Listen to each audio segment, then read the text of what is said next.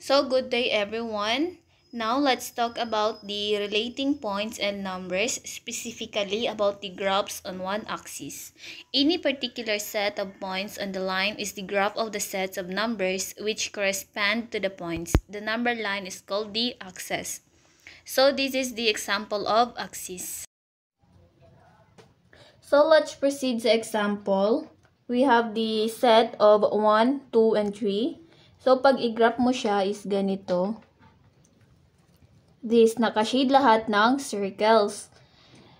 This graphs means the set of 1, 2, 3. Then, let's proceed sa next example. All numbers x such that the x is greater than 1. So, it means lahat ng greater than 1 is kasali sa x. Then, ganito siya pag i-graph. As you can see, yung isang circle dito is hindi siya nakashade.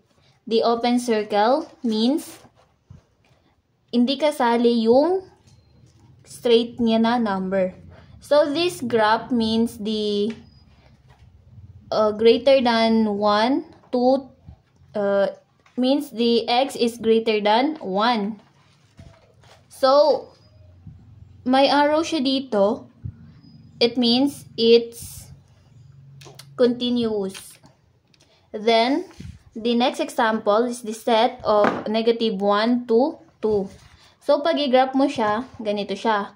Mag-start ka ng bilog or shade ng circle sa negative 1 hanggang 2. Then, you will put straight line.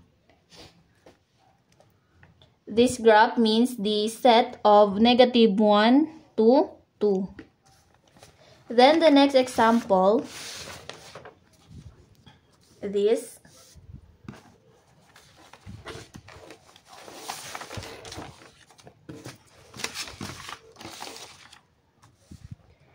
The algebraic description of this set can be given in the following concise way, which is the set of all numbers x such that negative 1 is less than or equal to x, which is less than or equal to 2.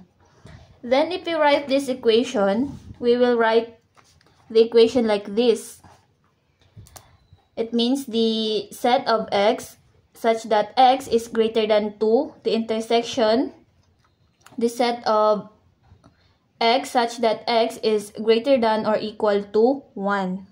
So when we graph this equation using the intersection, we need to analyze the sets or the equation.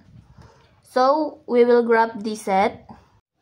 So the positive 1, it's because x is greater than or equal to 1, but x is less than 2.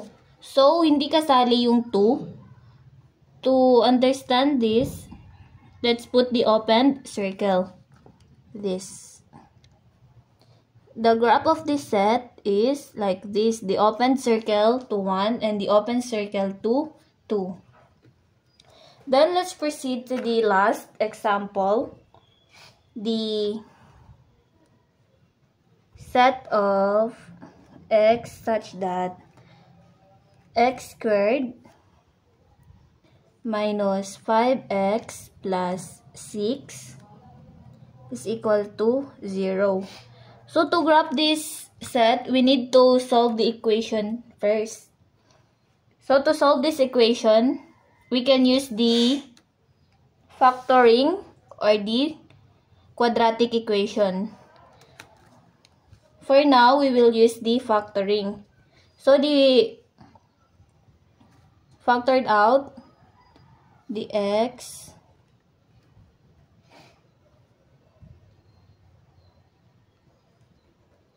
x 2, then x minus 3 is equals to 0. Then we set the factor equal to 0. So i-separate natin siya. The x x minus 2 is equals to 0, or x minus 2 is equal to 0, then x minus 3 is equal to 0, or x minus 3 is equal to 0. Then, we solve for x, we solve for this.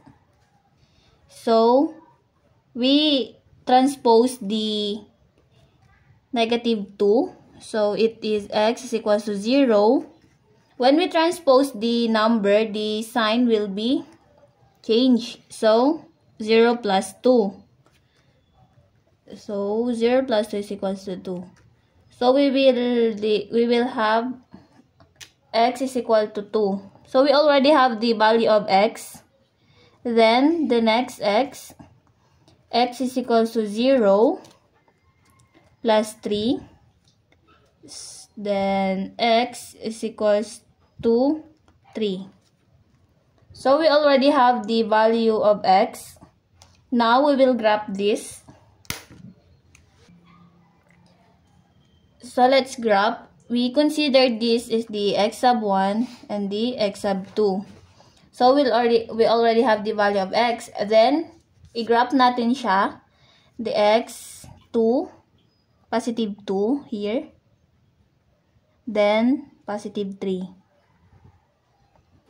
Dito. This.